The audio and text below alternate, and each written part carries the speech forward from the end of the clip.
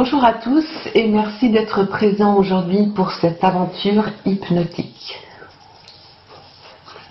Prenez la position la plus confortable, assis, étendu, pelotonné, couché sur le côté, sur un côté, sur le ventre, dans un fauteuil, un sofa, un fauteuil à bascule, une chaise longue, un pouf,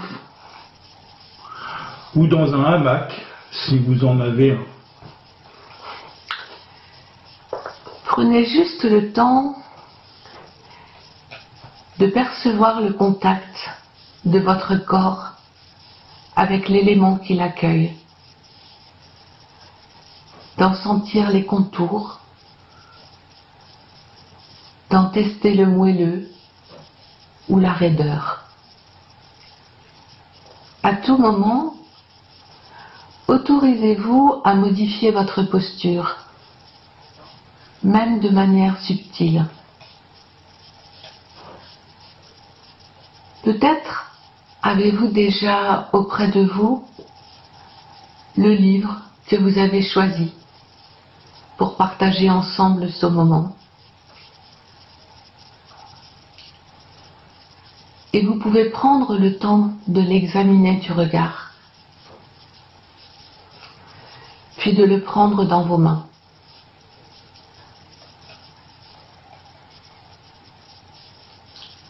Nous vous proposons un petit voyage singulier autour de ce livre, autour du livre.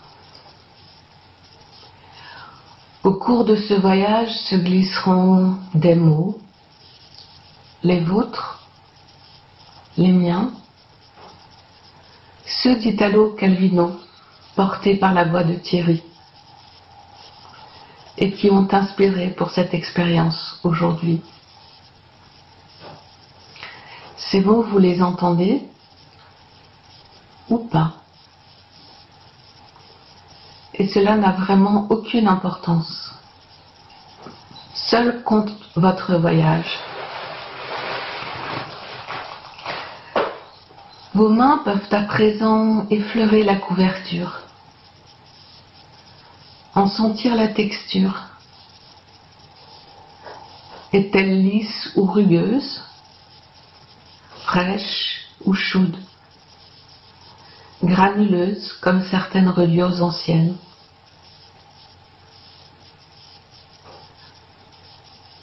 Vos doigts perçoivent-ils le titre en surépaisseur?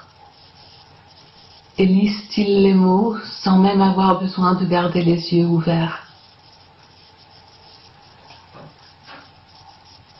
Ou le titre se fond-il dans la texture du papier, comme une invitation à découvrir l'ouvrage, à entrer dans les pages?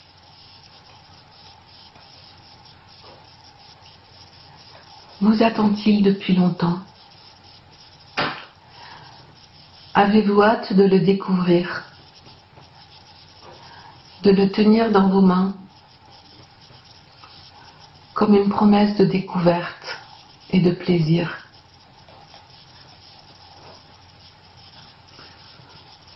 Vous l'avez peut-être déjà feuilleté un moment en librairie, où vous n'avez pas pu, parce qu'il était enveloppé dans sa coquille de cellophane. Est-ce un livre que vous connaissez bien, lu et relu, et dont vous savez l'exacte place dans votre bibliothèque? L'avez-vous trouvé sans même le chercher? Le papier est peut-être mince ou usé, la couverture écornée. Peut-être est-ce un très vieux livre que l'on se transmet dans votre famille, ou un livre chiné au hasard de vos balades, un exemplaire rare trouvé dans une librairie oubliée je ne sais pas.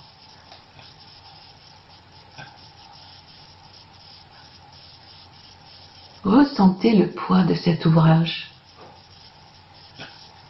Se tient-il lourd dans vos mains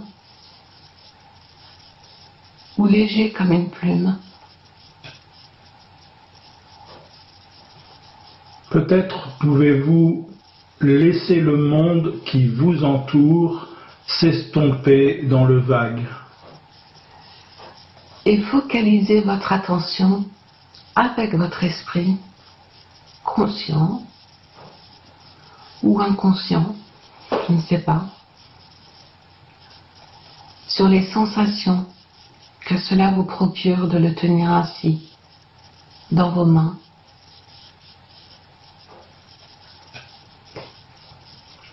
Est-ce le livre en soi qui attise votre curiosité?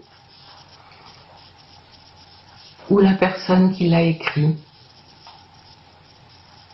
En connaissez-vous l'auteur?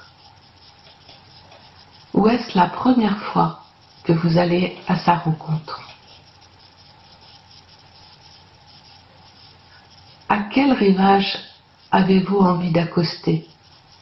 Ou avez-vous tout simplement envie de vous laisser surprendre, de vous laisser toucher?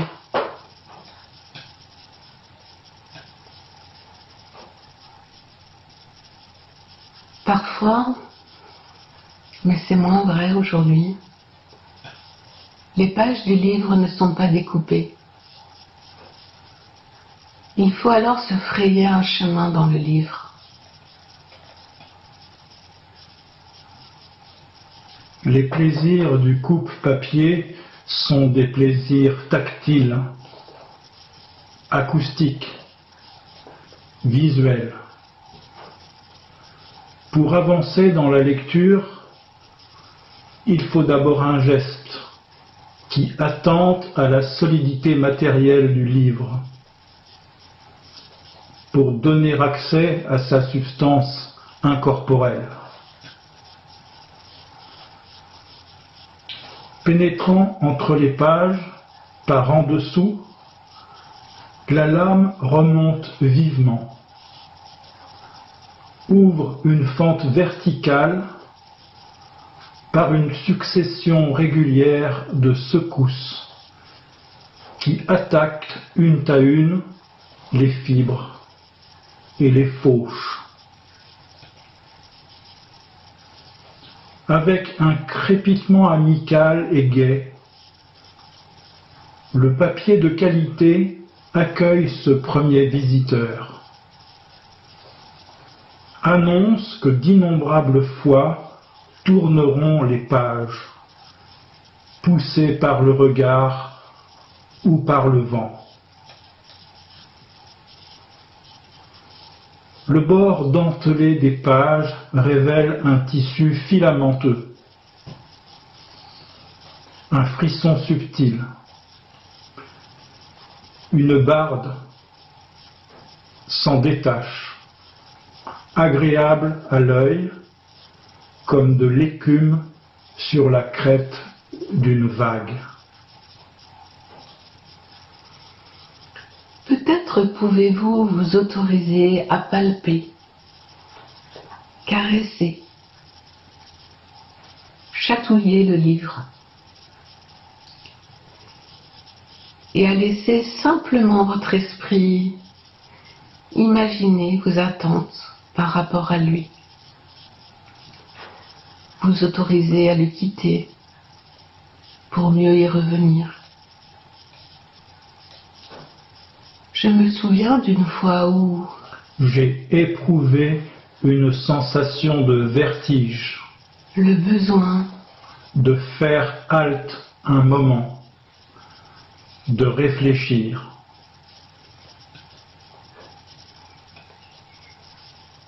Pour vous, ce livre est-il là pour assouvir un besoin d'évasion? Est-ce un livre de voyage pour s'ouvrir de nouveaux horizons? Est-ce une intrigue pour laquelle tout votre esprit se tient en alerte, prêt à suivre l'énigme, à chercher des indices.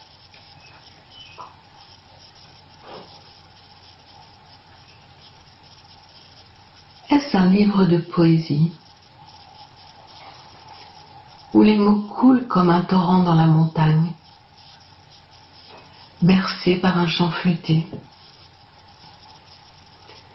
où les mots résonnent comme la puissance du gong dans sa profonde vibration? Est-ce un roman? Un essai? Un recueil de haïkus? Un livre qui a compté dans votre vie, qui va compter, et dont vous ne savez pas encore de quelle manière. Les livres sont les marches d'un seuil. Une chose est là, une chose faite d'écriture, un objet solide, matériel. À travers cette chose, on entre en contact avec quelque chose d'autre, qui n'est pas présent, quelque chose qui fait partie du monde immatériel, invisible, parce qu'elle est seulement pensable ou imaginable, ou parce qu'elle a été et qu'elle n'existe plus. Ou qu'elle n'existe pas encore.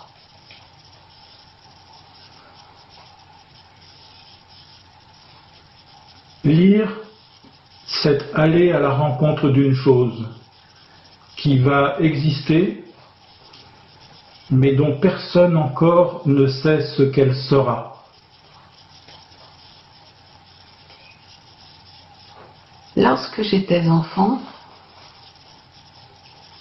l'objet en lui-même, le livre, était l'objet de ma convoitise. J'y pressentais la possibilité de découvrir le monde. J'explorais la bibliothèque familiale, soupesant le poids de chaque livre à ma portée et que je pouvais tenir dans mes mains. D'abord, je les frôlais en laissant glisser mes doigts sur la tranche. Je sentais les lettres en relief et je saisissais un livre. J'ai le souvenir précis de comment mes doigts le manipulaient.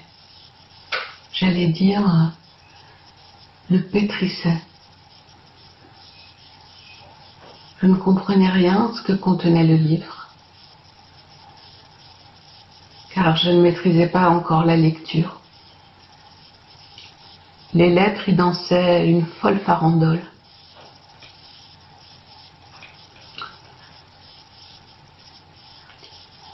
Pour certains livres, cependant, j'avais accès aux images, aux dessins, car mon père, qui aimait peindre, possédait quelques ouvrages d'architecture. Je ressens encore sur ma peau le frisson de braver l'interdit, de poser mes mains pleines de doigts sur les feuillets lisses et brillants de ces livres précieux.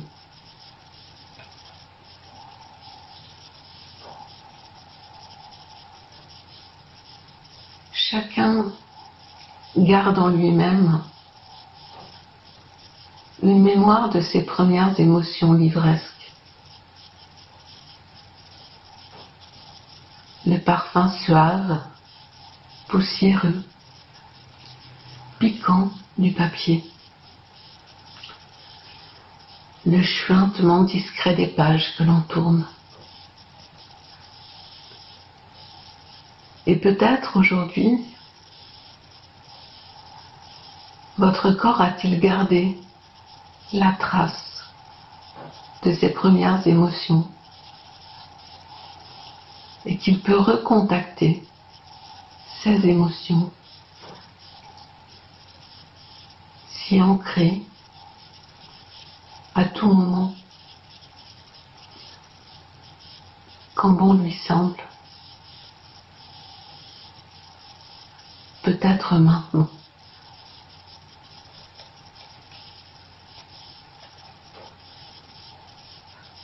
Un livre, un de ces livres que j'ai lus enfant, une édition populaire,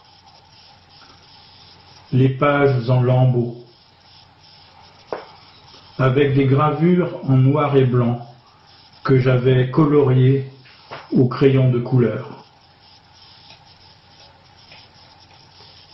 Est-ce une bande dessinée? Le Club des 5, le Clan des 7, les aventures de Jacques Rogy, Fantomette, Alice au pays des merveilles, un bon vieux Picsou, un livre dont vous êtes le héros.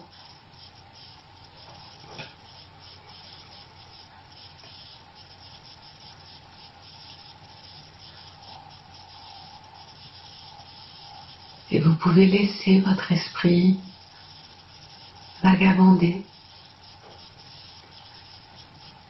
retrouver ses souvenirs enfouis, ou laissez-les sommeiller profondément en vous-même, comme des repères intérieurs qui jalonnent votre route.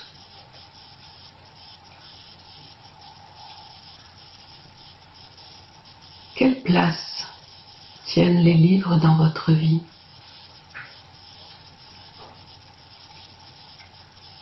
Quelle consistance possède celui que vous tenez aujourd'hui dans vos mains?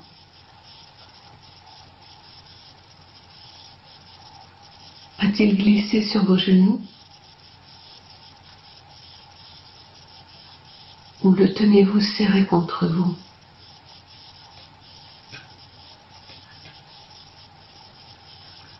Sont-ils une défense que vous opposez au monde extérieur, un rêve où vous vous absorbez, ou au contraire, autant de ponts que vous jetez vers l'extérieur, vers un monde qui vous intéresse au point que vous vouliez en multiplier et élargir, grâce au livre, les dimensions.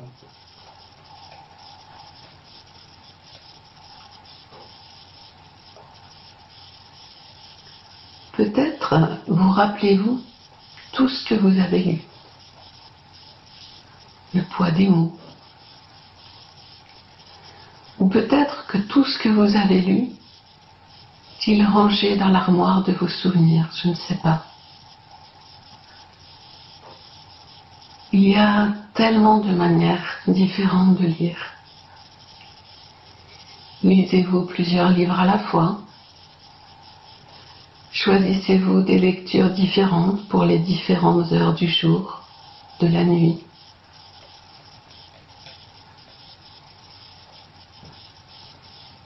Y a-t-il des livres destinés à la table de chevet, ceux qui se trouvent près du fauteuil, à la cuisine ou dans la salle de bain?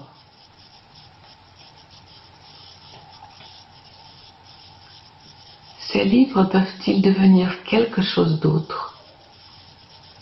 Une œuvre d'art? Un objet qui se transforme au gré de votre imagination ou de votre puissance créatrice?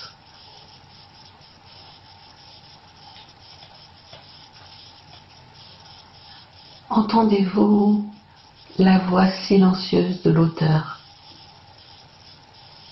son appel insistant. Glissez-vous vos propres mots dans le récit. Faites-vous de ce livre une pièce unique, nourrie par la richesse de votre imaginaire. On peut être touché par un livre, comme on peut aimer pétrir les mots, les triturer, leur donner forme.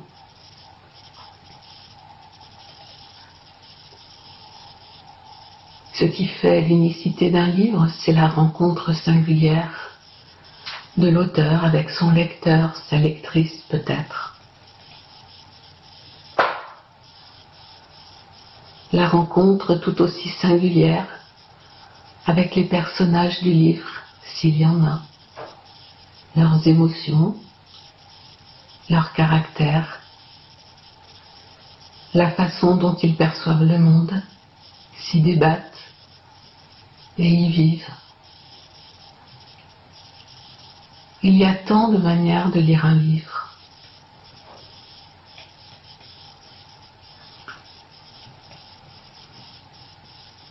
Les feuilles de ginkgo tombaient des branches comme pluie menue et mouchetaient de jaune le pré.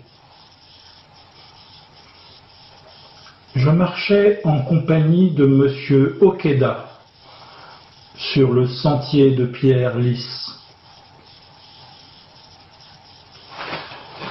Je lui expliquais que j'aurais voulu isoler la perception de chaque feuille de ginkgo de la perception de toutes les autres, mais me demandais si c'était seulement possible. C'était possible, répondit monsieur Okeda. S'il tombe de l'arbre de ginkgo une seule petite feuille jaune qui vient se poser sur le pré, la sensation qu'on éprouve à la regarder est celle que donne une seule et unique petite feuille jaune.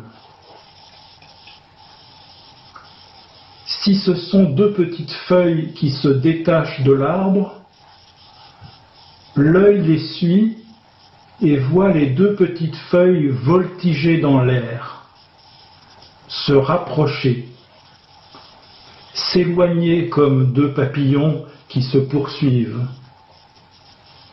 pour se poser enfin doucement sur l'herbe, l'une ici et l'autre là.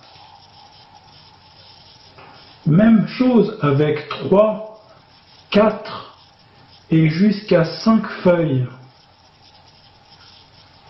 Si le nombre des feuilles voltigeant dans l'air augmente encore, les sensations correspondantes à chacune s'ajoutent entre elles et donnent lieu à une sensation complexe. Quelque chose comme celle d'une pluie silencieuse.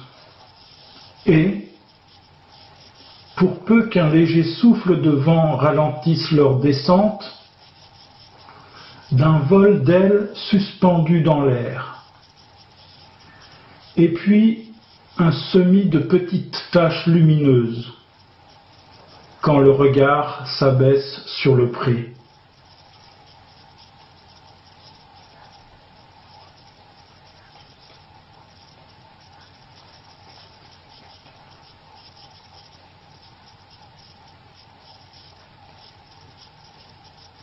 C'est par ces mots d'Italo Calvino que se termine ou continue le voyage.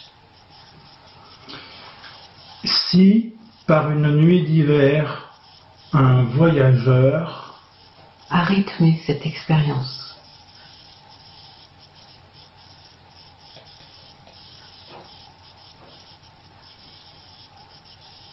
À présent, vous pouvez prendre le temps de vous réassocier, chacun à votre manière. Peut-être en retrouvant la sensation du contact de votre corps avec la chaise ou le fauteuil qui l'a accueilli. En vous étirant ou en bâillant afin de vous réorienter à votre rythme, ici et maintenant. Merci, à bientôt.